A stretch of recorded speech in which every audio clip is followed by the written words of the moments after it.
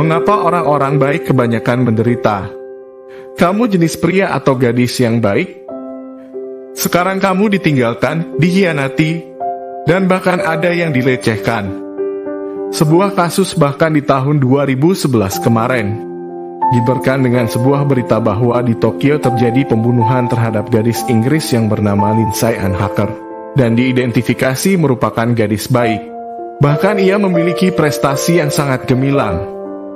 Kisah-kisah nabi dan orang-orang saleh terdeteksi juga mengalami penderitaan dikarenakan mereka baik. Mengapa seperti itu? Apakah dunia ini tidak adil? Apakah benar orang baik itu akan selalu jadi pecundang?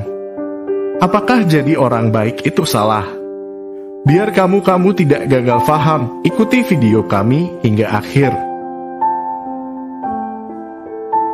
Sebelum kita melanjutkan pembahasannya, kita mulai mengidentifikasi terlebih dahulu beberapa ciri umum orang-orang baik. Pertama, penuh rasa empati. Orang baik biasanya selalu bisa merasakan apa yang dirasakan orang lain. Secara autopilot, ia akan merasa kasihan pada orang-orang yang sengsara. Akan timbul rasa marah ketika melihat orang-orang yang dilecehkan atau tidak diperlakukan adil. Dia juga tidak ingin kesengsaraan dan kesulitan menimpa orang lain.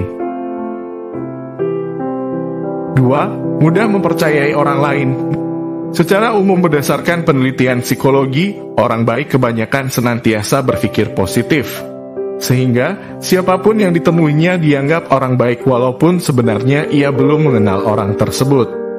Memang tidak semua orang baik mudah mempercayai orang. Itu mungkin timbul karena sebuah trauma atau ia mendapatkan kejadian yang membuat ia takut mempercayai orang lain. Atau ia mempelajari cabang ilmu yang memberitahu bahwa kita tidak boleh terlalu mempercayai orang lain. Namun basicnya, orang baik itu sangat mudah percaya kepada orang lain.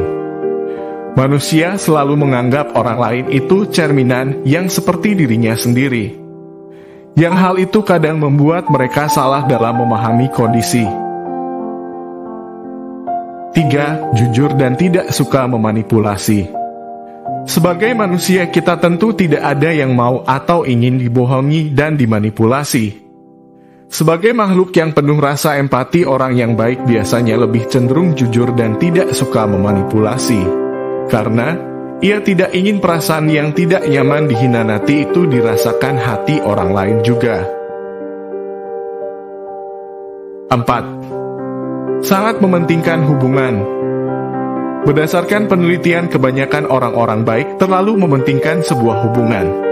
Hubungan dimaksud di sini seperti persahabatan, kekerabatan, pernikahan, dan pertemanan. Bahkan sebagian dari mereka sering mengorbankan kepentingan diri sendiri demi menjaga sebuah hubungan tersebut terjalin dengan baik. Nomor 5. Suka menolong dan berbagi. Orang baik ditandai dengan suka menolong dan berbagi. Mereka tidak tahan melihat orang lain tertimpa sebuah kesulitan. Berbagi juga merupakan ciri yang sangat khas untuk mereka. Nomor 6. Tidak suka konflik. Kebanyakan orang baik tidak suka dengan namanya konflik.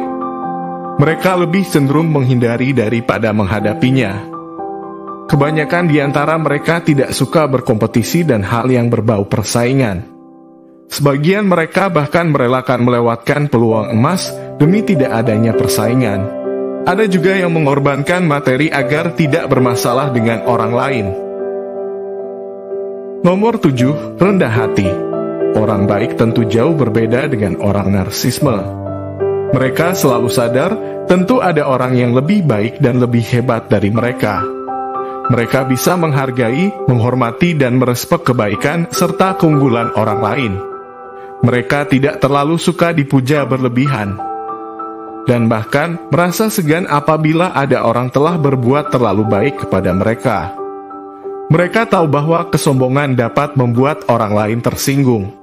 Maka karena itu mereka menghindarinya agar sebuah hubungan komunikasi berjalan dengan baik. Jadi orang baik tidak selamanya menguntungkan. Saya tahu, kita senantiasa diajarkan oleh leluhur dan bahkan kepercayaan yang kita anut untuk senantiasa kita berbuat baik. Dan selalu meyakini bahwa kebaikan selalu mengantarkan kepada keberuntungan. Namun, kadang realita tak seindah yang kita kira. Banyak ketulusan dan keikhlasan orang baik yang berakhir konyol, dimanfaatkan, difitnah dan bahkan dilecehkan. Dan akhirnya, kemenangan malah berpihak di tangan orang yang biasa memanipulasi, berbohong dan bahkan seorang pengkhianat. Niccolo Marvelli telah merangkum fenomena tersebut dalam bukunya yang berjudul The Prince. Saya tidak ingin membawa Anda ke pemahaman bahwa berbuat baik itu tidak worth it. Namun, ada beberapa kesalahan orang-orang baik yang malah membuat mereka terjerumus, atau membuat mereka celaka, dan bahkan mengantarkan mereka untuk menjadi seorang pecundang. Berikut ini, ada beberapa hal-hal yang luput dari orang baik sehingga bukannya mengantarkan ke sebuah keberuntungan, malah menjadikan mereka seorang pecundang. Pertama, kebaikan itu sebenarnya adalah candu. Ada yang perlu kita tahu, bahwa kadang saat kita berbuat baik itu justru bukan karena ingin membantu orang lain. Namun kadang malah kebalikannya, yakni hanya ingin mendatangkan rasa yang baik ke batin kita sendiri. Artinya kita hanya berbuat baik itu ya untuk diri kita sendiri, bukan orang lain. Hal yang jarang orang-orang tahu bahwa berbuat baik itu bisa menimbulkan rasa candu. Ya benar, kamu itu bisa kecanduan berbuat baik. Bukan hanya rokok atau secangkir kopi saja yang bisa membuat kamu candu. Berbuat baik bisa juga membuat kamu ketagihan. Yang harus kamu waspadai, hal ini bisa membuat kamu luput dengan nilai kebaikan yang sesungguhnya. Jadi yang perlu kita perhatikan, jangan-jangan kita ini sedang kecanduan berbuat baik. Bukan karena hati yang ikhlas, tapi ya karena baik itu asik aja bagi diri kita. Kedua, terlalu mementingkan sebuah hubungan sehingga terlalu banyak berkorban. Menjaga perasaan orang lain itu baik. Namun, sebenarnya itu harus balance juga dengan kepentinganmu. Jika kita terlalu baik dan mengakibatkan kerugian, kebaikan kita itu tidak terlalu bermanfaat. Ini kadang ditemukan pada kehidupan romansa di mana kamu sangat candu berbuat baik kepada pasanganmu. Okelah, saya doakan saja mudah-mudahan akhirnya dia merespon baik. Tapi kamu harus paham bahwa di dunia ini ada orang yang terkena penyakit psikopat dan sosiopat yang sama sekali tidak mengerti arti nurani cinta dan perasaan. Tidak semua orang itu memiliki otak yang normal seperti yang kamu kira. Hal seperti ini juga dialami dalam kehidupan sosial lainnya. Ada sebagian yang rela berkorban dan bahkan merelakan masa depannya demi maruah keluarganya. Tapi di sisi lain, sebagian pihak sibuk memanfaatkan kebaikan pihak lain yang baik tadi untuk kepentingan pribadinya. Ketiga, semakin besar kamu baik, semakin besar orang akan mengambil keuntungan dari Anda.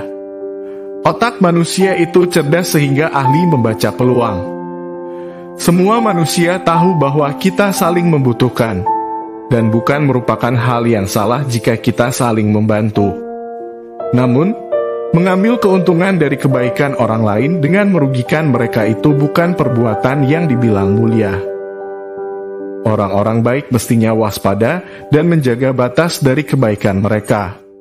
Hal ini berguna nantinya agar tidak malah berimbas buruk bagi diri mereka. Dibodohi dan dimanfaatkan selalu terjadi kepada orang baik, yakni mereka yang tidak memiliki batas waspada. Keempat, tidak semua kebaikan itu adalah baik dan tidak semua keburukan itu adalah buruk. Ada keburukan yang bahkan menghasilkan kebaikan, dan ada juga kebaikan yang malah mengantarkan ke hasil keburukan. Contoh perbuatan baik yang berakibat buruk, memanjakan anak adalah terlihat perbuatan baik. Namun, akan berakibat buruk kepada masa depan anak itu sendiri. Buktinya, banyak pemilik perusahaan yang kebingungan saat mewariskan perusahaan kepada anak mereka. Sebab mereka memiliki anak-anak yang kurang berkompeten untuk melanjutkan bisnis mereka. Hal ini akibat anak-anak mereka yang ternyata terlalu mereka manjakan. Contoh perbuatan buruk namun berakibat baik, ialah hukuman mati. Menurut pendapat saya, hukuman mati itu perbuatan yang terkesan buruk, namun menghasilkan akibat yang baik. Buktinya, beberapa kejahatan bisa dihambat dan dihentikan dengan hukuman mati. Solusi untuk orang-orang baik. Jadi, apa yang harus kita lakukan? Apakah kita tetap menjadi orang baik? Ataukah baik itu worth it? Menurut saya, baik itu masih worth it untuk mendatangkan keberuntungan. Asalkan orang-orang baik juga harus smart. Ada beberapa solusi untuk orang baik. Pertama, beri pertolongan secara efektif. Artinya, pertolongan yang realitanya memang berdampak baik. Kita harus memastikan kebaikan kita itu bermanfaat untuk khalayak umum dan diri pribadi kita, dan tidaklah berbuah sia-sia karena candu. Ambil sikap yang tegas jika ternyata seseorang sedang memanfaatkanmu atau mempermainkanmu. Jika tidak mampu, sebaiknya hindari saja mereka. Pada posisi tertentu, kamu juga bisa memberi efek jera agar timbul sebuah kesadaran kepada mereka. Jangan terlalu banyak mengorbankan diri jika ternyata itu menjadi hambatan untukmu melangkah maju. Mengapa kamu harus mengorbankan dirimu jika ternyata ia juga tidak bisa menghargai kebaikanmu setelahnya? Kita mesti ingat pembahasan tadi, kadang orang baik bukan karena dia baik, tapi cuma kena efek kecanduan berbuat baik. Kedua, jangan terlalu mudah percaya. Sudah kita bahas di atas bahwa orang baik itu terlalu mudah percaya dengan orang lain. Ini adalah kelemahan mutlak yang dimiliki orang baik. Mereka lebih merepresentasikan diri mereka ada pada orang lain, padahal dunia realitas tidak seperti itu. Dalam materi tentang era kepemimpinan psikopat, saya sudah bahas bahwa orang narsisme, marvelianisme, dan psikopat sangat pandai berkamuflase. Pura-pura baik untuk menyembunyikan niat asli mereka. Untuk lebih jelasnya, Anda bisa melihat video kami yang membahas tentang hal tersebut pada playlist. Ketiga, lindungi data dan privasi Anda. Tidak mudah memberikan informasi pribadi Anda adalah langkah aman untuk menjaga diri. Data pribadi Anda bisa mereka manfaatkan untuk menyamar sebagai diri Anda. Bahkan dalam beberapa kesempatan mereka juga bisa menggunakannya untuk menyelidiki waktu yang tepat untuk mencelakai Anda.